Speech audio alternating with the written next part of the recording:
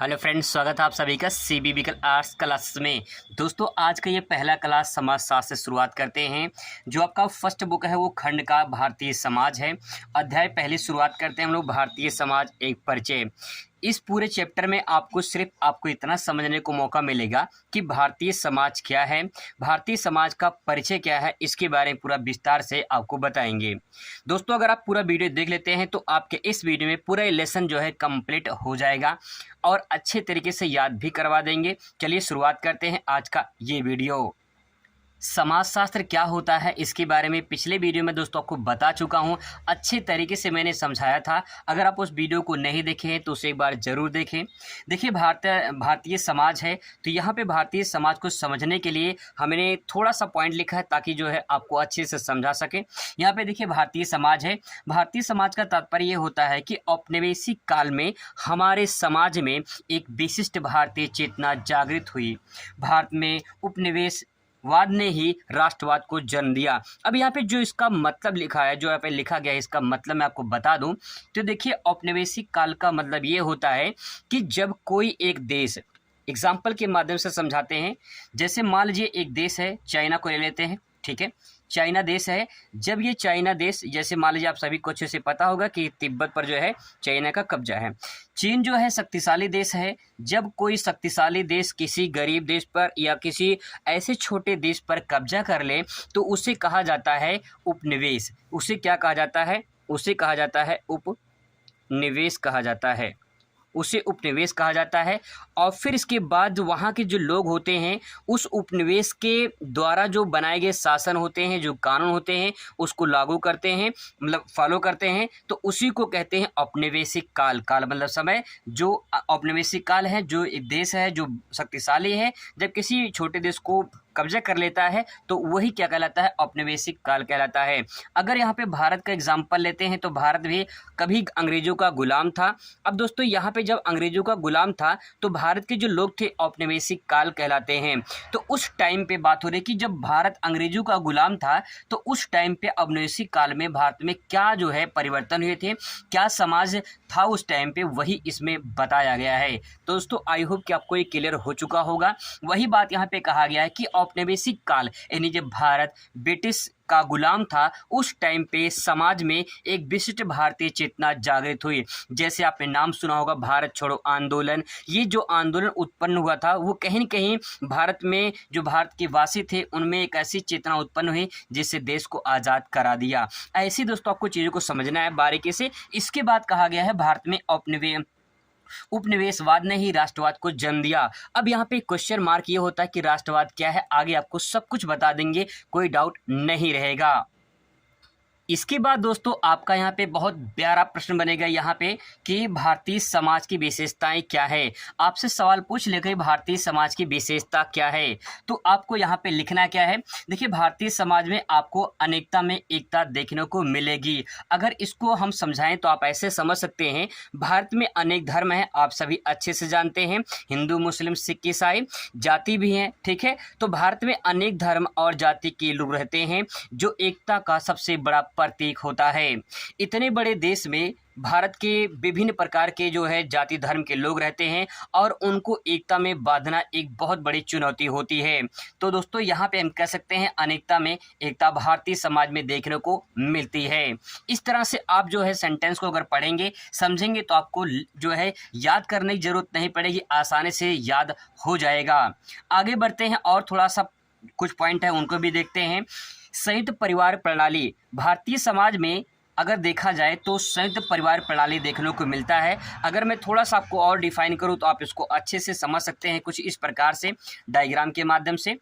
अगर यहाँ पे देखिए एक परिवार है जो कि यहाँ पे एक जो बड़े हैं, यहाँ पे इनको दोनों मुखियों को समझ ले सकते हैं और इनके बच्चे हैं, 4 बच्चे हैं मान लेते हैं, और इनकी फैमिली है। ये पूरी फैमिली एक ही घर में रहती है। तो जब पूरी फैमिली एक ही घर में रहे तो उसे संयुक्त परिवार जो है कहा जाता है। संयुक्त का मतलब कंबाइन होता है, परिवार का मतलब होता है जिस परिवार में या फिर जो है जहाँ पे एक से अधिक या 2-4 सदस्य मिलकर रहते हैं उन्हें परिवार कहा जाता है। प्रणाली मतलब होता है सिस्टम, एक ऐसी परंपरा, एक ऐसी सिस्टम, एक ऐसा तंत्र है जो परिवार को एक साथ जोड़ता है। आगे यहाँ पे ले सकते हैं, भारत में प्राचीन काल से संयुक्त परिवार की जो प्रथा वो चली आ रही है, आप सभी अच्छे से जानते हैं। हालांकि आज के डेट में वर्तमान में वो ज़्यादातर एकांकी परिवार को लोग अपनाते हैं, अब संयुक्त परिवार देखने को बहुत कम मिलता है। लेकिन प्राचीन काल में अगर देखा जाए तो यहाँ पे संयुक्त परिवार प्रणाली जो है आपको ज़्यादा देखने को मिलती है। तो दोस्तों ये डायग्राम भी आप यहाँ पे समझ सकते हैं और इसको पेपर में बना भी सकते हैं। आगे दोस्तों यहाँ पे जो पॉइंट लिखा गया है उसको मैं आपको अच्छे समझा दूंगा, बस आपको यहाँ पे पॉइंट ध्यान में रखना है क्योंकि पॉइंट सबसे मोस्ट इम्पॉर्टेंट होता है।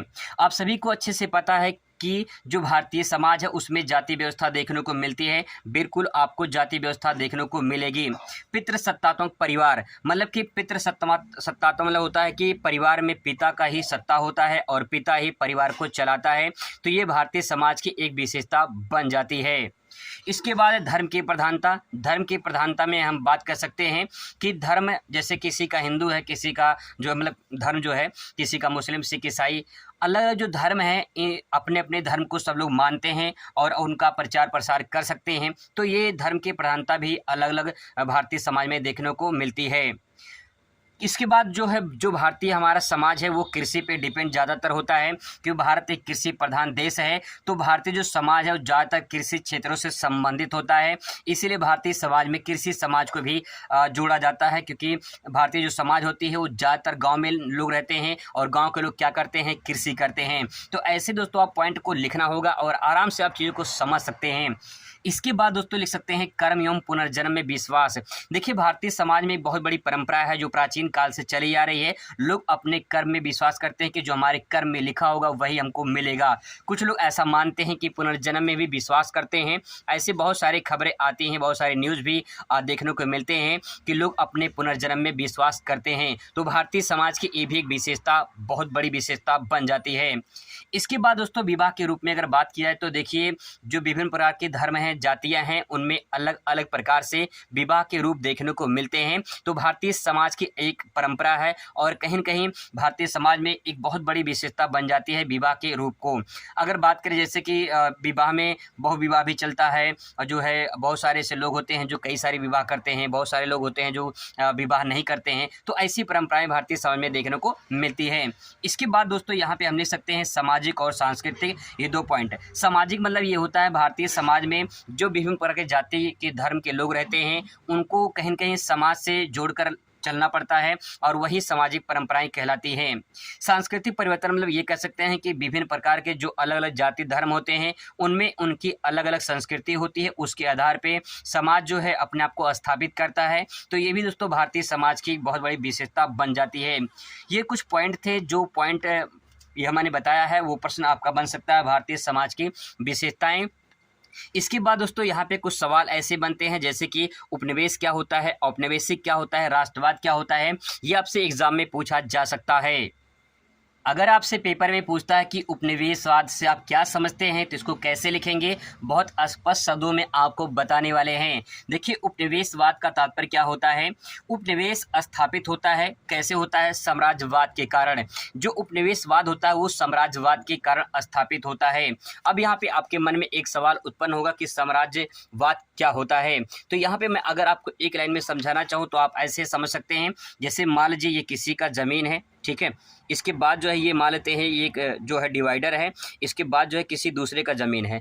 जब ये व्यक्ति मान लेते हैं कोई व्यक्ति है, जब ये व्यक्ति किसी दूसरे का ज़मीन जो है कब्जा कर ले और उससे अपना अपना साम्राज्य बना ले, बिना कोई खरीदे ज़मीन अपने आप को स्थापित कर ले, पूरा यहाँ तक साम्राज्य बना ले, तो इसी को साम्राज्यवाद कहा जाता है। प्राचीन काल में राजा महाराजा ऐसे ही करते थे, लड़ाई लड़के जो है किसी दूसरे का साम्राज्य अपने साम्राज्य में मिला लेते थे, तो उसी को साम्राज्यवाद कहा जाता है।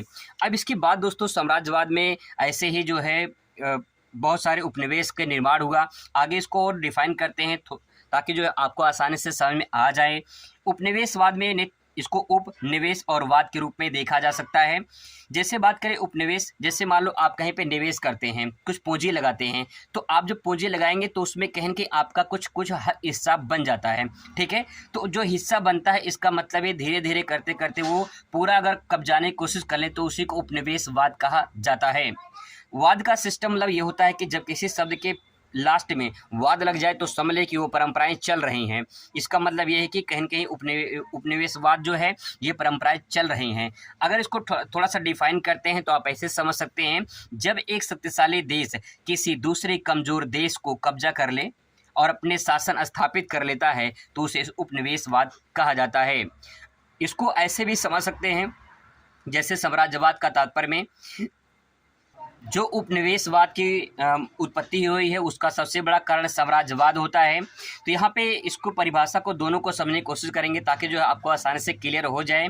जब कोई देश अपना साम्राज्य स्थापित करता है या विस्तारित करता है अर्थात दूसरे क्षेत्र को अपने साम्राज्य में शामिल कर लेता है तो उसे साम्राज्यवाद कहा जाता है। जैसे कि एग्जाम्पल के तौर पे चीन का साम्राज्य जो है देख सकते हैं तिब्बत पर है, यानी चीन का कब्जा है तिब्बत पर, तो उसका चीन का साम्राज्य विस्तार हो चुका है।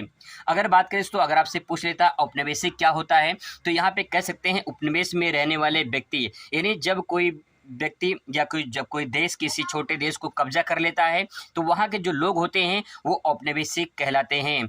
जिस देश में राजनीतिक, आर्थिक, सामाजिक और सांस्कृतिक बदलाव आते हैं तो जो औपनिवेशिक होते हैं, जैसे भारत की बात किया जाए, भारत जब ब्रिटिश सरकार का गुलाम था, यानी ब्रिटिश का जब गुलाम था तो उस टाइम पे क्या हो रहा था कि जो भारत के लोग थे वो राजनीतिक रूप से, आर्थिक रूप से, सामाजिक रूप से और सांस्कृतिक रूप से कहीं कहीं ब्रिटिश के काम कर रहे थे, तो उसमें बदलाव देखने को आते हैं। मतलब दोस्तों आपका सिंपल वर्ड में अगर मैं एक लाइन में कह दूं तो औपनिवेशिक में जब भारत में ब्रिटिश सरकार था तो उस टाइम पे राजनीतिक, आर्थिक और सामाजिक सांस्कृतिक रूप से कई सारे बदलाव हुए थे। यहाँ पे दोस्तों बहुत ही मोस्ट इंपॉर्टेंट क्वेश्चन बन सकता है कि राष्ट्रवाद क्या होता है।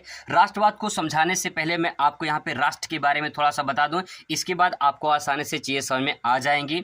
अगर राष्ट्रवाद की बात किया जाए तो सबसे पहले आपको समझना होगा कि राष्ट्र क्या होता है। यहाँ पे समझने की कोशिश करते हैं। राष्ट्र, जब व्यक्ति अपने राष्ट्र के प्रति समर्पित हो तो उसे क्या कहते हैं? राष्ट्र कहते हैं। जब कोई व्यक्ति अपने राष्ट्र के प्रति, अपने देश के प्रति अपने आप को समर्पित कर दे। यहाँ पे देखिए, राष्ट्र के प्रति निष्ठा, उसकी प्रगति और उसके प्रति सभी नियम आदर्शों को बनाए रखने के सिद्धांत है राष्ट्र।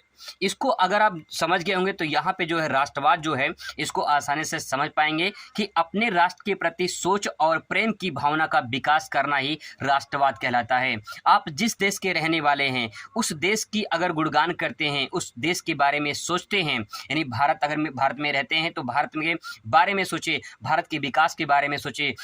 अगर आप ऐसा सोचते हैं तो कहें कि आपके अंदर राष्ट्र की भावना है, आपके अंदर जो है राष्ट्रवाद है। दोस्तों इसके बारे में यहाँ पे ये परिभाषा ले सकते हैं। इसके बाद यहाँ पे दूसरी परिभाषा भी ले सकते हैं कि राष्ट्रवाद एक ऐसी भावना है जो सामाजिक, राजनीतिक, सांस्कृतिक तथा भौगोलिक में एकता में एकीकृत करता है। मतलब ये है कि अगर राष्ट्रवाद आपके अंदर है, राष्ट्र की भावना आपके अंदर है, तो आप सामाजिक रूप से, यानी सामाजिक स्तर पर आप काम करेंगे, राजनीतिक रूप से आप काम करेंगे, सांस्कृतिक रूप से काम करेंगे और भौगोलिक रूप से, यानी भारत में जो विभिन्न प्रकार की भौगोलिक परिवर्तन होते हैं, अगर उन सबको मिलाकर आप एक काम करते हैं, मतलब देश के प्रति अपने को समर्पित करते हैं, एकीकृत करते हैं अपने आप को, तो कहीं न कहीं आपके अंदर राष्ट्र की भावना है, उसी को राष्ट्रवाद कहा जाता है। आई होप दोस्तों आपको समझ में आया होगा। अब यहाँ पे लास्ट क्वेश्चन बनता है पहले चैप्टर से, इसके बाद ये चैप्टर फिनिश हो जाएगा बहुत ही कम समय में और शॉर्ट टर्म में। मैंने उसको बताया है 100% की गारंटी, इससे बाहर आपके एग्जाम में नहीं आने वाला है, इतना भरोसा विश्वास करिए। इसके बाद दोस्तों यहाँ पे जो क्वेश्चन बनेगा वो पूछ सकता है आपसे भारतीय समाज पर पाश्चात्य संस्कृति का प्रभाव अथवा भारतीय समाज में परिवर्तन को बताइए। ये क्वेश्चन बहुत ही मोस्ट इंपॉर्टेंट है। भारतीय समाज पर पाश्चात्य संस्कृति, पाश्चात्य मतलब होता है पश्चिम, यानी जब भारत को, अगर आप भारत को देखिए संसार में, तो भारत जो है, भारत के पश्चिम में यूरोप है और यूरोप से ही लोग भारत में आए थे, तो इसी को पाश्चात्य संस्कृति कहते हैं।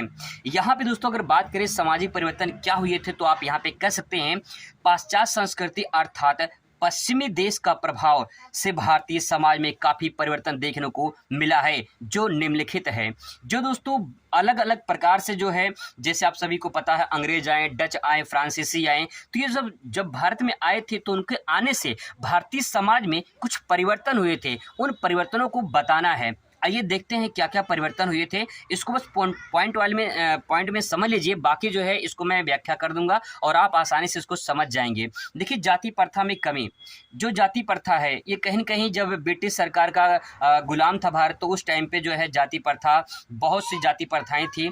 अलग अलग जाति के लोग थे, उच्च जाति निम्न जाति का शोषण कर रही थी, जिसके कारण जो है एक बहुत बड़ी कुप्रथा जो है सामने आई थी जाति प्रथा को लेकर। तो कहीं न कहीं इसमें जो है कमी देखने को मिलती है।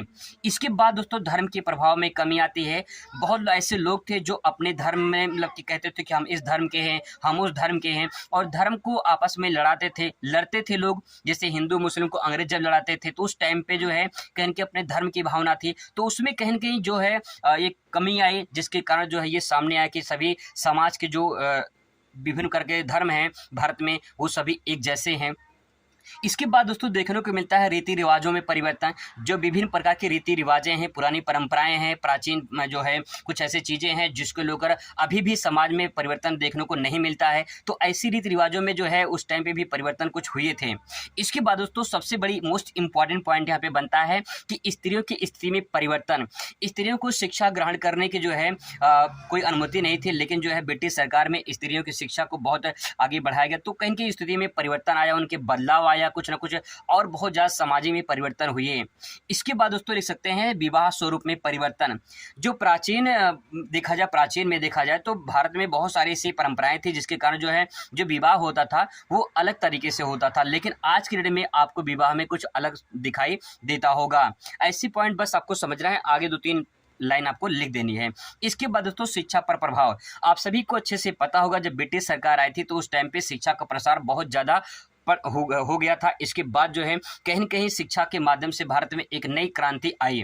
इसके बाद यहाँ पे आर्थिक परिवर्तन, राजनीतिक परिवर्तन, सामाजिक परिवर्तन, ये तीनों मैं आपको अगर एक लाइन में कह दूं तो देखिए, आप सभी अच्छे जानते हैं जब ब्रिटिश सरकार भारत में थी, मतलब ब्रिटिश जब यहाँ पे भारत में थे, तो यहाँ पे जो है उनका उद्देश्य था जो है व्यापार करना। तो व्यापार करते थे, उससे कहीं के उनको पैसा कमाना था। तो आर्थिक का मतलब ये होता है जब किसी काम में पूंजी मिले, पैसा मिले, आय मिले, तो उसे कहेंगे आर्थिक क्रिया। ठीक है। अब उसमें कहीं की भारत में भी कुछ ब्रिटिश आए थे, यहाँ पे अपना कंपनी लगाए थे, तो उससे कहीं कहीं आर्थिक परिवर्तन हुए थे। राजनीति में बदलाव बहुत सारे हुए थे, कहीं कहीं देखने को मिला था, और सामाजिक परिवर्तन भी देखने को मिलता है। सभ्यता अगर बात करें सभ्यता में, तो देखिए आप सभी को अच्छे से पता, जिससे आपने सिंधु घाटी सभ्यता का नाम सुना होगा, तो ऐसी सभ्यताएं भी, उनमें भी परिवर्तन देखने को मिलते हैं, कुछ बदलाव देखने को मिलते हैं। तो दोस्तों ये 10 पॉइंट थे जिसे आप आसानी से समझ सकते हैं और इसे लिख सकते हैं। यहाँ से जो क्वेश्चन बन सकते हैं वो क्वेश्चन मैंने यहाँ पे नोट डाउन कर लिया है। जैसे कि आपको बता दें, क्वेश्चन पूछ सकता है भारतीय समाज की मौलिक विशेषताओं की विवेचना कीजिए। क्वेश्चन पूछ सकता है उपनिवेशवाद क्या है, औपनिवेशिक काल क्या है, साम्राज्यवाद से क्या तात्पर्य है, राष्ट्र से क्या आशय है, राष्ट्रवाद से आप क्या समझते हैं, भारतीय समाज में परिवर्तनों को विवेचना कीजिए। पूछ सकता है कि पाश्चात्य संस्कृति ने भारतीय जाति प्रथा को कैसे प्रभावित किया। तो दोस्तों इस टाइप से क्वेश्चन यहाँ पे पूछे जा सकते हैं, जो मैंने आपको कवर कर दिए हैं। तो दोस्तों ये थी पहली वीडियो, पहला जो है टॉपिक और पहला अध्याय। मिलते हैं अगले अध्याय में। जो अगला अध्याय होगा बहुत ही मोस्ट इंपॉर्टेंट होगा। जो अध्याय अगला होगा वो होगा भारतीय समाज में जनसांख्यिकी संरचना। दोस्तों आपको 100% बता रहे हैं कि ये चैप्टर बहुत ही मोस्ट इंपॉर्टेंट है, इससे क्वेश्चन पूछे जाते हैं और हर टाइप के आते हैं। तो अगली वीडियो में मुलाकात करते हैं, मिलते हैं नेक्स्ट वीडियो में। Thanks for watching.